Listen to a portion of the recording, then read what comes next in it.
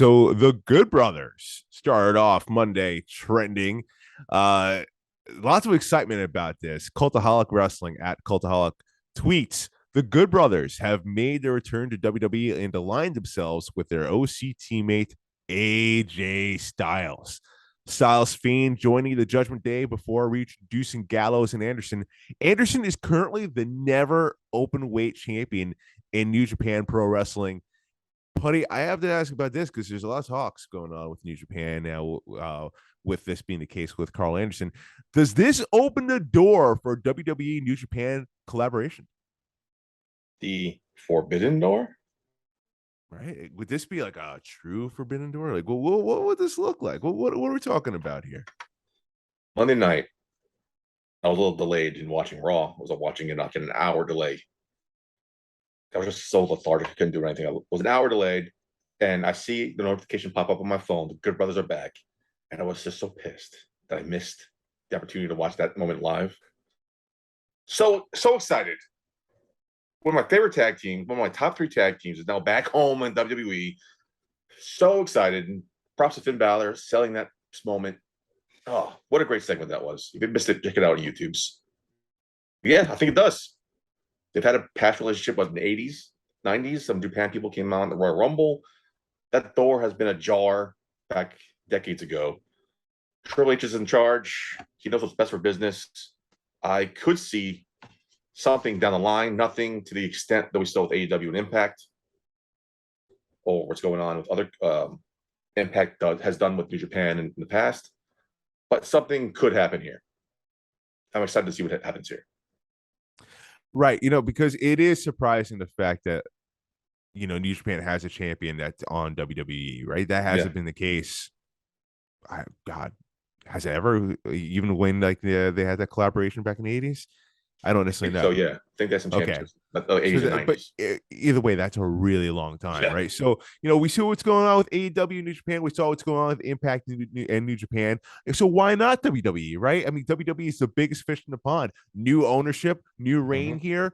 Triple H seems like he's got something good going on with the talent. Seems like he knows what's going on here. Seems like he's in touch with 2022 and what the fans want and what even the wrestlers want. It was something very different, and I know you're a Vince McMahon guy, but something very different from what Vince McMahon was doing. So could that be the case where he can play nice with others? And then what other collaborations could that open the door with?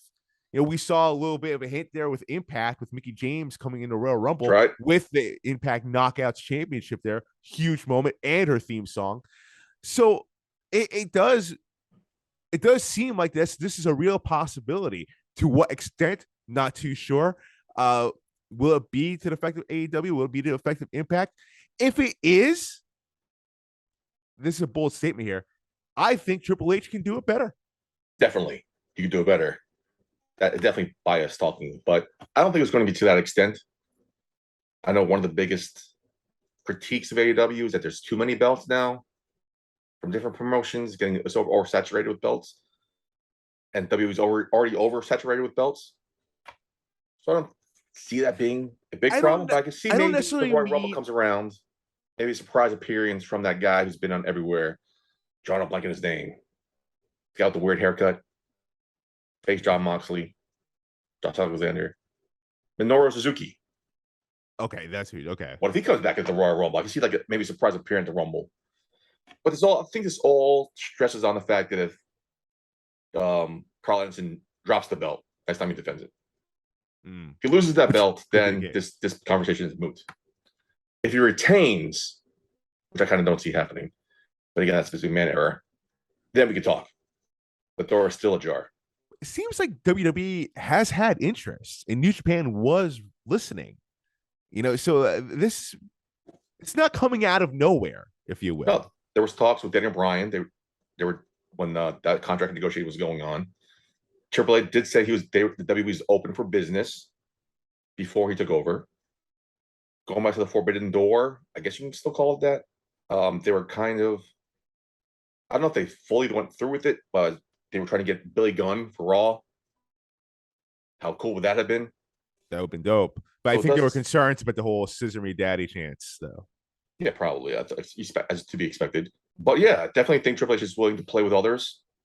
in other sandboxes that Vince McMahon was not able or willing to play with. And we'll see what happens. This is an exciting first step.